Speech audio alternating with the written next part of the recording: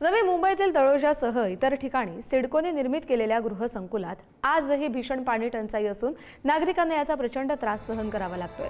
नागरिकांनी याबाबत सिडकोवर संताप व्यक्त केलाय। घरांच्या सोडती काढताना 24 तास पाण्याची व्यवस्था असेल अशी खोटी माहिती देऊन घरं विकली, मात्र 24 मिनिटही पाणी येत नाही। घरांच्या छतामधून पाणी पाझरतं आणि त्यामुळे गळकी घरं देऊन निव्वळ फसवणूक केली असून सिडकोने एकतर पाण्याची व्यवस्था करावी, अन्यथा घरं परत घ्यावी, नाहीतर आम्ही सगळे संसार घेऊन सिडकोच्या मुख्य कार्यालयात जाऊन तिथेच राहू असा इशारा तिथल्या रहिवाशांनी दिलाय।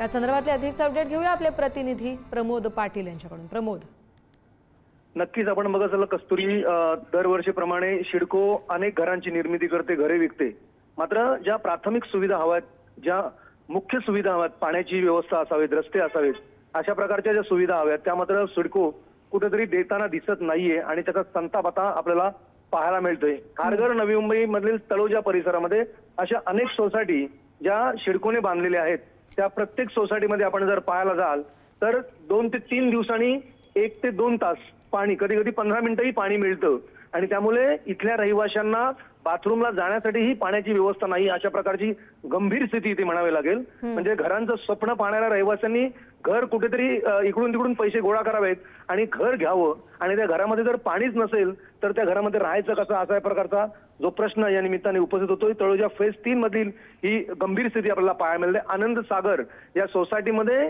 जवळपास अनेक वर्षापासून पाण्याची टंचाई या ठिकाणी पाहायला मिळते आणि त्यामुळे नागरिक रहिवासी आहेत ते संताप व्यक्त करताना दिसत आहेत। आता त्यांनी थेट इशारा दिलाय। खरं तर आपण त्यांच्याशी संपर्क केल्यावर, आपण त्यांच्याबरोबर बोलल्यावर त्यांनी सामूहिक आत्महत्या करू अशा प्रकारचा थेट इशारा जो आहे तो सिडकोला दिलेला आहे।